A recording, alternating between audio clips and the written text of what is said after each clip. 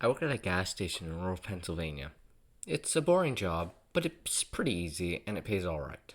A few weeks ago, this new guy started. I'll call him Jeremy. Jeremy is weird.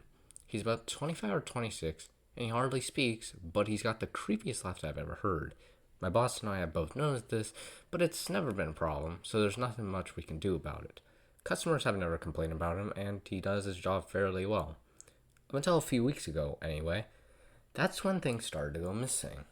Employee theft can be a problem at any business that sells consumer goods, and there's only one person working at this time at the gas station. It's a pretty small place. About 2 weeks ago, my boss started noticing that we were short on motor oil. At first, it was a few containers at a time, then entire shelves and boxes from the back room. Pretty soon, entire shipments would be gone the day after we got them. It would always be right after Jeremy's shifts. My boss had checked the security camera tapes from every single night he worked, but he could never catch him in the act. Jeremy would lock up at closing, then the motor oil would be gone the next day. My boss usually takes the tapes home with him to try and catch Jeremy stealing, but his daughter had a softball game last night, so he asked me to watch the tape for him. He offered me to pay me overtime under the table, so obviously I took the offer. There are 3 cameras, so he gave me 3 different tapes to check. I figured it would be a long night, but I'm trying to save up for a vacation, so I really needed the money. I took the tape home, popped them in an old VCR, and sat back. 2 days ago, the last time he worked, Jeremy started at 4 p.m.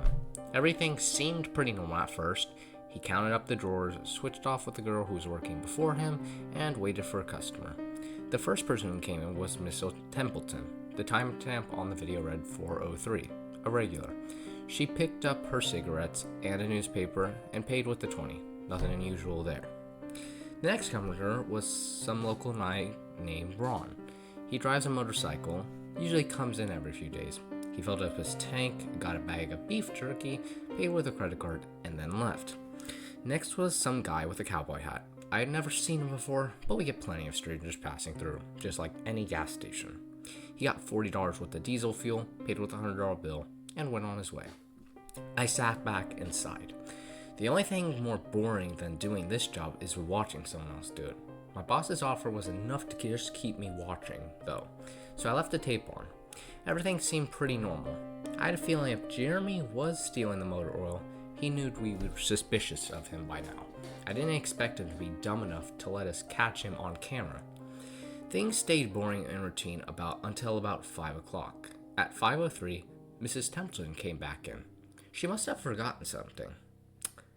But she didn't. She bought the same pack of cigarettes as before, and the same newspaper. She paid with another 20. That's odd, I thought, but then again, she's a little absent-minded. I thought Jeremy should have told her she had already got her smokes, but it's not against the rules to sell somebody the same thing twice. That's when Ron came in again. He bought another tank of gas for his motorcycle again. I later checked the outdoor camera because I thought maybe he had another car he wanted to fill up, and the same pack of beef jerky. He paid with his credit card again. No big deal. I figured this was just a weird coincidence.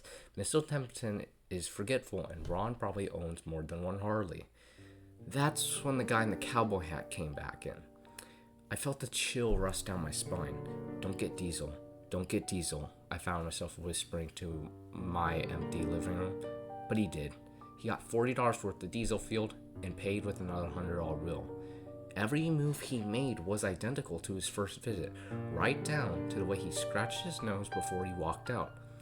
Either this guy is rich, owns a lot of trucks, and just moved into town, or something really bizarre was happening. I kept watching. Every customer for the next hour was the same as before. Every single one. I was seriously freaked out. And then at 6:03, Mrs. Templeton walked back in.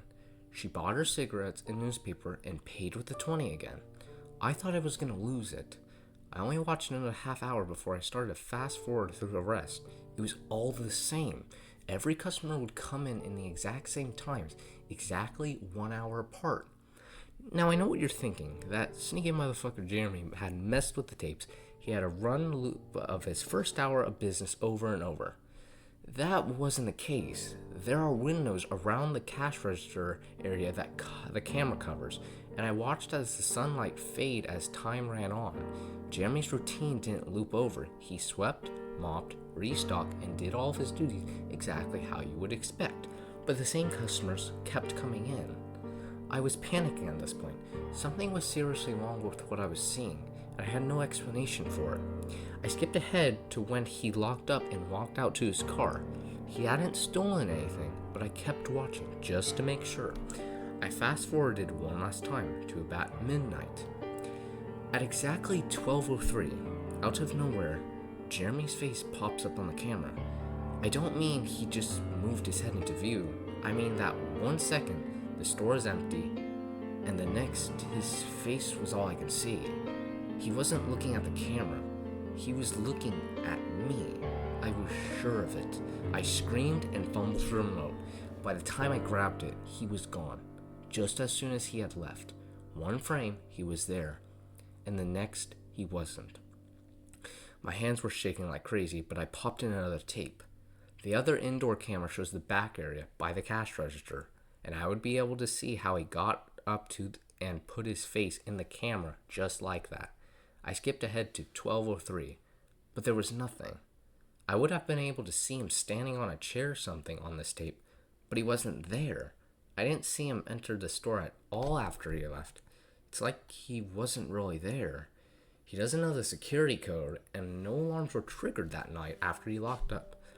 What I did see, however, was that at 12:03, the motor oil vanished off the shelf. All of it. Same as Jerry says, 1 second, it was there, and the next, it wasn't. I turned the tape off and went to bed, but I didn't get a week of sleep that night. My body is exhausted right now, but my mind is racing. That tape was undoubtedly the creepiest, most disturbing thing I have seen in my life. I work in a few hours. My boss asked me to bring the tapes back in and let him know what I found, but really, what the hell am I gonna say? Jeremy works the night shift tonight, directly after me, and the plan is for my boss to come in just before I leave and confront him with me, as I'm supposed to be the one who caught him stealing. I have no idea what I'm gonna do. I suppose I'll have to show my boss the tapes, but I don't want to watch them with him. I never want to see something like that again. I can't get the image of Jeremy just smiling directly into the camera out of my mind. It was the creepiest look I've ever seen on another human being's face. Anyways, I'm gonna try to get some last minute sleep before I have to go in and deal with this. I'll let you guys know what happens. Update: 12:49 p.m. Updating from my phone. Apologies in advance for any errors.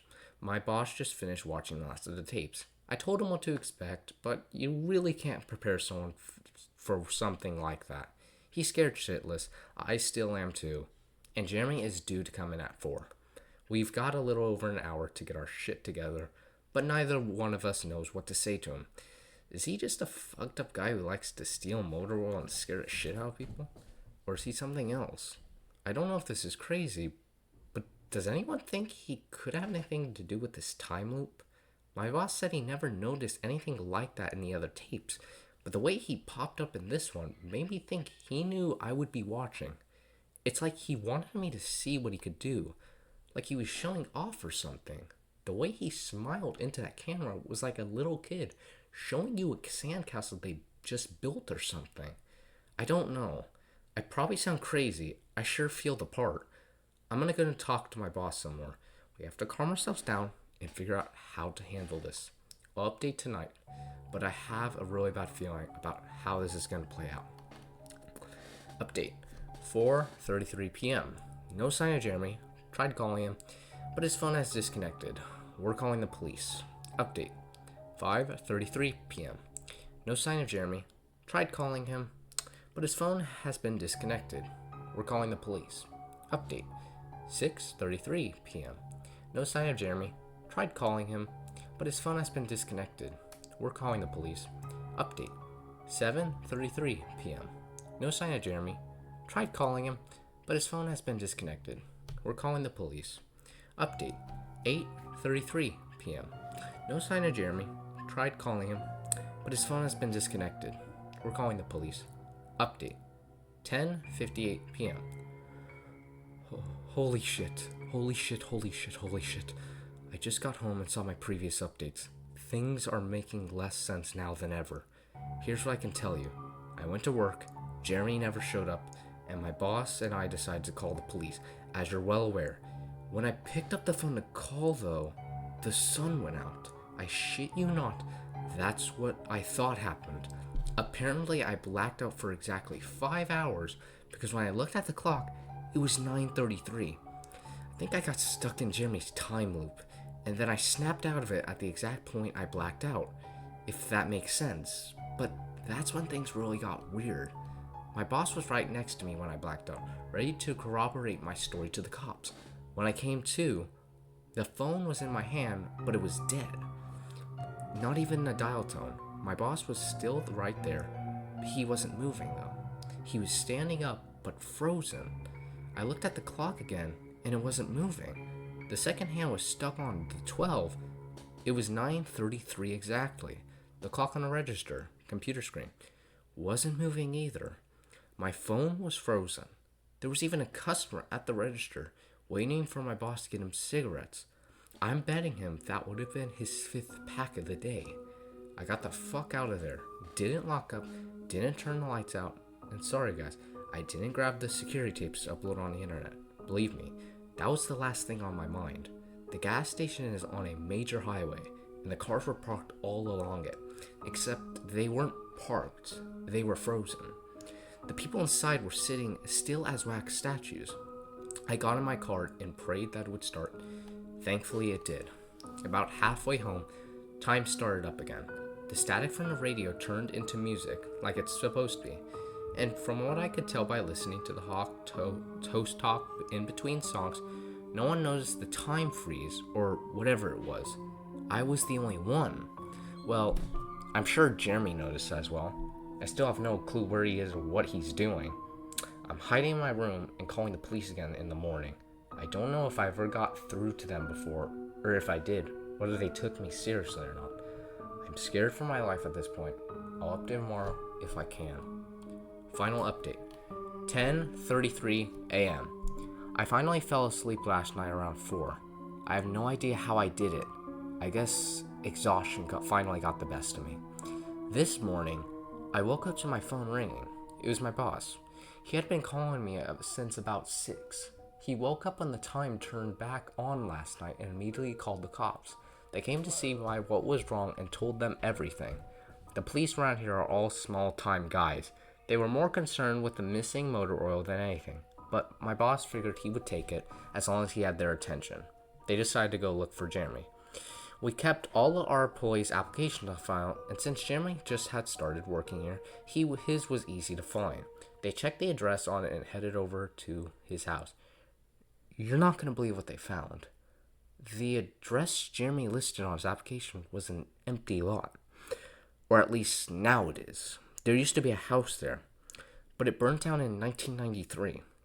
Being a small town, almost everyone remembers that fire. A family of 4 used to live there way back when. Rumor has it that they had an estranged son who they never really talked about, but I can't say for sure that if that's true. What I can say is true is that after an insurance investigation, the fire was ruled an arson. The entire house was soaked in oil and torched with a Molotov cocktail. The entire family was sleeping when it happened. None of them survived. They never caught the guy who did it. Rumor has it, when they tried to contact the estranged son, no one could find him. Anyways, my boss called and told me this, and I freaked out. Then he asked me to come to the gas station. What are you, crazy? I said, but he assured me that the cops were there with him. Then he dropped a bomb. The FBI were also in town, and they were going to talk to me one way or another, so I might as well come in. It was about 7:15, and I wanted to go back to bed, but I figured I wouldn't get much more sleep anyway, so I went down. 4 men in suits greeted me and told me to have a seat. We went over everything 2 or 3 times until they got all the details down. I told them about Jeremy, the security tapes, last night at work, everything. Finally, after I had finished, one of the agents said, Oh, Christ. We got another one in our hands. Then they made me sign a bunch of papers saying I wouldn't tell anyone about what happened, so I really can't say much more. I might be breaking the law just by posting this. So now I'm home, not sure to do with myself. That agent's words, when I told him the story, that are going to haunt me for the rest of my life. Anyway, I have to go now. I have some errands to run today, and I have to go into work to pick up some tapes. My boss and I think the new guy, Jeremy, he's a complete creep, is stealing motor oil, and I have to watch the security footage to see if I can catch him doing it. I have better things to do, but my boss is paying me overtime under the table, and I'm trying to save up for an vacation so I could really use the money. It should be pretty simple. The oil always goes missing right after shifts. I figure I'll just watch the tapes, catch him in the act, and that will be that.